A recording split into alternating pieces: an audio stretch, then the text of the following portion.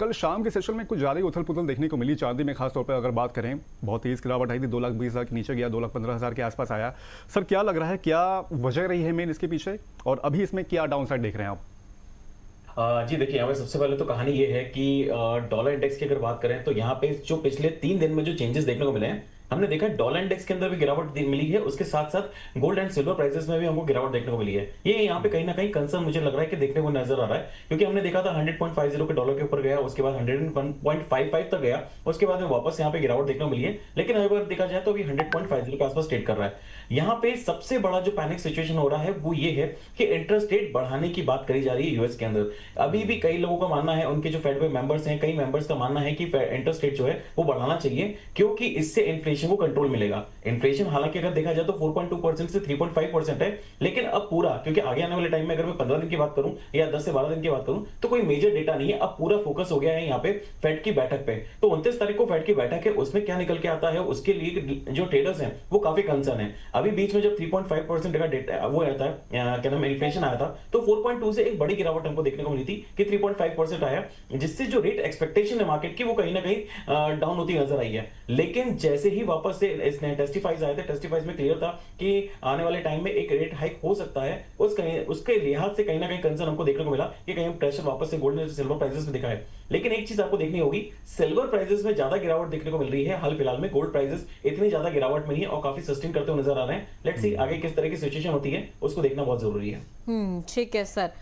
Ravi sir के पास चलेंगे। Ravi sir, आप एक तो गिरावट को कैसे देख रहे हैं, दूसरा जिन निवेशकों ने सिल्वर ईटीएफ में ये जो गिरावट देखी है और जिन्होंने निवेश किया था जब चांदी के भाव जो है लगातार चढ़ते हुए नजर आ रहे थे, वो अब थोड़ा सा घबरा रहे हैं, उनको क्या करना चाहिए? निकल जाएं, थोड़ा लॉस बुक कर लें, या फिर रुके रहें, मतलब लॉन्ग टर्म के निवेशक बन जाएं?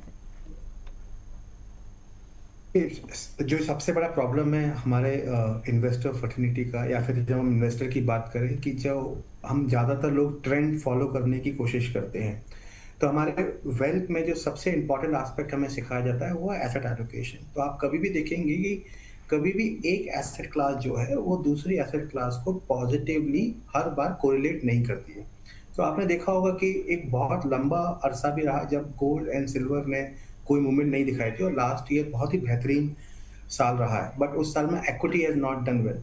सो हमारा ऐसा मानना है कि एक एसेट एलोकेशन स्ट्रक्चर अगर आप फॉलो करते हैं, अगर आपके पोर्टफोलियो में सिल्वर और गोल्ड ऐसा पार्ट ऑफ इन्फ्लेशन हेजिंग और पोर्टफोलियो एलोकेशन के तौर पे है, तो आप इसको लंबे समय तक इन्वेस्ट करते रहिए। आप इसमें टॉपअप भी कर सकते हैं, but it should not be become a part of the portfolio. तो अगर किसी ने इस रेट पे इन्वेस्ट किया है और अब यहाँ पर जो ऑलरेडी बॉटम ऑफ सिचुएशन जिस तरीके से हम देख पा रहे हैं कि बनी है, तो यहाँ से एग्जिट करना तो उतना आई डोंट थिंक सो कि it's a very intelligent thing at this point of time. लेकिन कहीं ना कहीं पे जिस तरीके से ग्लोबल टर्मोइल है, अनसर्टेनिटी है, 5 से 10% पैसा आपका गोल्ड एंड सिल्वर में हमारे हिसाब से होना चाहिए, एक long term outlook point of view से। प्राइसेस कुछ भी बने रहे, क्योंकि साइकिल में this asset class does well. लेकिन सर, जो मतलब जैसे कि मैंने आपसे पूछा भी कि जिन्हें भी गिरावट ज्यादा नजर आ रही है, थोड़ा सा लॉस बुक कर लें। देखिए क्या होता है कि जब आपका जो नोशनल लॉस है, ये सब नोशनल लॉस है आज के समय पे, कि जो भी आपको दिख रहा है ये नोशनल लॉस है, ये रियल लॉस में नहीं। आप जैसे ही बुक करेंगे रियल लॉस में कन्वर्ट हो जाएगा।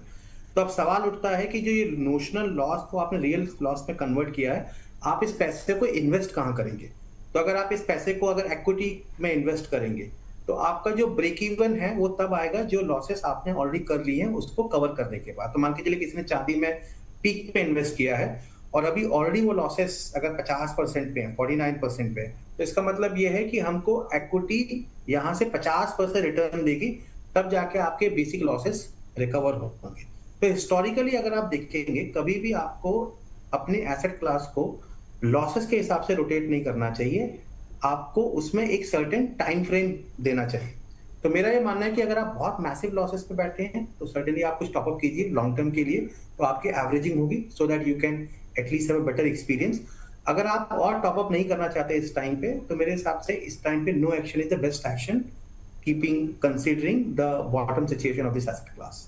कभी कभी ट्रेड ना लेना भी अच्छा ट्रेड कहा जाता है, ऐसे भी कई सारे हमारे जो एक्सपर्ट्स होते हैं वो भी सलाह देते हैं, और सही भी है, क्योंकि बहुत ज़्यादा इम्पैक्ट जब ना हो, बहुत ज़्यादा मूवमेंट ना हो, तो it's better to sit and relax. और देखा जाए जब मार्केट अच्छा हो या फिर मार्केट में जब बड़ी तेज़ गिरावट देखने को मिली हो, तब कोई मूवमेंट यहाँ पर करना सही रह सकता है। अंकित सर, वैसे अगर देखा जाए, जैसे कि आपने भी इसका जिक्र किया, 2-3 दिन से हम लोग देख रहे हैं कि थोड़ा सा इम्पैक्ट तो है सिल्वर में, लेकिन जियोपॉलिटिकल टेंशन जिस तरह से डेवलप हुई है, उतना ज़्यादा इम्पैक्ट यहाँ पर देखने को नहीं मिला है। 2,15,000 के आसपास अभी फिलहाल यहाँ पर हैं। जिन लोगों ने सर थोड़ा सा यहाँ पर इस सिचुएशन को देखते हुए, जिन लोगों ने थोड़ा सा यहाँ पर हाई पर बाय कर रखा है 2,25,000, 2,30,000, 2,35,000 के आसपास, क्या उनको थोड़ा सा पैनिक यहाँ पर होना चाहिए, या अभी ठीक है, कोई दिक्कत नहीं है उनको? देखिए, रवि जी ने जो बिल्कुल बोला है उस बात से मैं बिल्कुल सहमत हूं, लेकिन ये मार्केट के अंदर क्या होता है, जब सिचुएशन क्रिएट होती है तो आपको भी पता है कि वो लोग बोल रहे हैं कि इतना ज्यादा गिरावट आ गई है, इतनी ज्यादा हो गई, तो वन वे रैली कभी भी आपको मार्केट में नहीं मिलेगी। और दूसरी बात है, अगर रैली नहीं मिलेगी तो सबसे ज्यादा परेशानी भी होगी, अरे यार मार्केट के अंदर मूवमेंट ही नहीं हो रहा है, करें क्या उसके अंदर। Being a trader, being a short term investor, अगर मार्केट के अंदर देखें तो दोनों चीजें यहाँ पे होती हैं।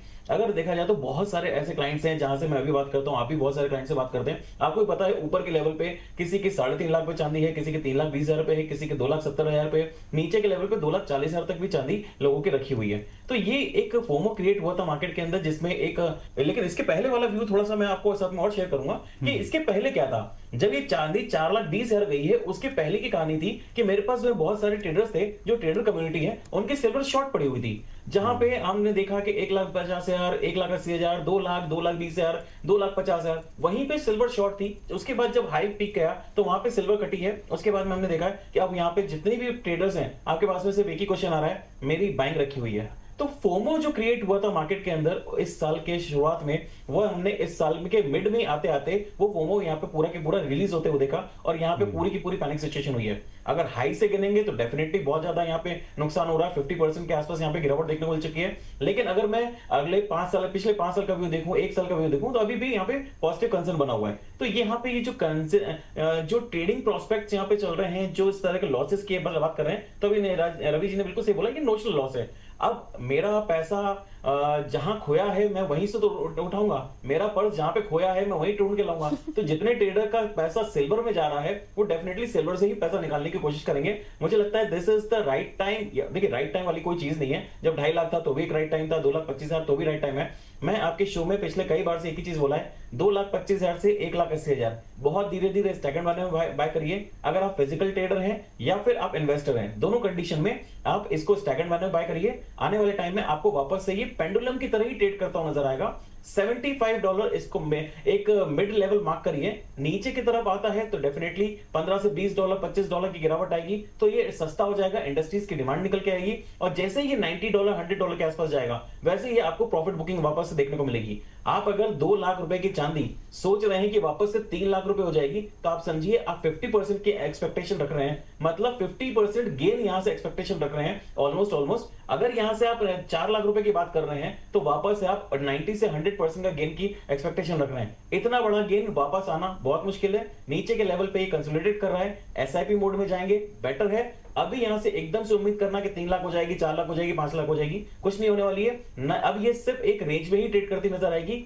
इंडस्ट्रियल मेटल है, इंडस्ट्रीज में यूज होता है, अनएक्सपेक्टेड अगर मूव करेगी तो फिर इंडस्ट्रीज में इसके कहीं ना कहीं सब्स्टिट्यूट निकलते आएंगे। इसलिए इस लेवल पे अगर ट्रेड कर रही है, यहाँ पे कंसोलिडेट कर रही है, बहुत अच्छा है। सर कभी नहीं होगी क्या सर? मतलब आपने तो डरा दिया सर, कभी नहीं पहुंचेगी क्या वो 4 लाख वाले लेवल पे? आने वाले 2011 में 73,000 पहुंची थी, उसके बाद 10 से 11 साल लगा दिए वापस से 75,000 को क्रॉस करने में। आज 1 लाख, उस समय मैं बहुत छोटा था, बिल्कुल स्टॉक मार्केट में, कमोडिटी मार्केट में आया था। उस समय मैं पान वाले की दुकान पे जा रहा था, हर आदमी देखना चांदी 1 लाख रुपए हो जाएगी, चांदी 1 लाख रुपए हो जाएगी। 73,000 से गिर के 35,000 आ गई, और कई टाइम तक ये पड़ी रही, उसी कंसोलिडेशन में पड़ी रही, और हमने देखा है कि वापस से 73, 75 जाने में इसको बहुत टाइम लगा। लेकिन जैसे ही 75 वापस क्रॉस करा, एक बड़ी रैली हमको देखने को मिली है। तो मैम, ये टाइम का अभी खेल है। मैं ऐसा नहीं बोल रहा कि कभी नहीं जाएगी, डेफिनेटली जाएगी, लेकिन इतनी जल्दी, जितनी जल्दी एक्सपेक्टेशन करी जा रही है, उतनी जल्दी जाने वाली नहीं है। मतलब तो अभिषेक जी ने अगर 4.20 वाले लेवल पे लिए, तो अभिषेक जी के बच्चे जो हैं उसका लाभ उठा पाएंगे। थैंक गॉड मैंने नहीं ली। नहीं, अभिषेक जी उठा पाएंगे, ऐसा नहीं है। जब वो थोड़ा सा बाल वगैरह सफेद हो जाएंगे, उसके बाद काफी दिक्कत हो, एक हाथ दांत वगैरह नहीं रहेगा, तब तक तो डेफिनेटली। सर लेकिन सवाल तो है, कई सारे लोग तो वैसे फंसे हुए 3.5 लाख और 4 लाख वाले लेवल पे। उनके मन में ये सवाल था इस बात की, कब तक ये जो लेवल्स होंगे दोबारा उस लेवल पे आ पाएंगे, और स्ट्रैटेजी अभी क्या होनी चाहिए उनकी, कि मतलब अभी वो क्या करें इसमें, क्योंकि फंस तो गए हैं फिलहाल वो। देखिए अभिषेक जी फंस चुके हैं, लेकिन फिजिकल में जो है उनको फंसना नहीं है। आने वाले टाइम में, एक वो आपने इन्फोसिस वाली कहानी सुनी ना कि मेरे दादाजी ने शेयर खरीदे थे और आज मैं करोड़पति बन गया, तो वही कहानी आने वाले टाइम में इसमें होने वाली है। तो फंसे नहीं है, जिनके पास में फिजिकल है उनको रखना चाहिए। ऐसा नहीं है कि सिल्वर की डिमांड खत्म हो गई है, ऐसा नहीं, सिल्वर का यूसेज खत्म हो गया है, डिमांड भी है, यूसेज भी है, लेकिन अब ये पेंडुलम की तरह ट्रेड करेगी। तो यहाँ पे ट्रेडर्स को अब अपने आप को तैयार करना पड़ेगा ऑप्शंस के लिए।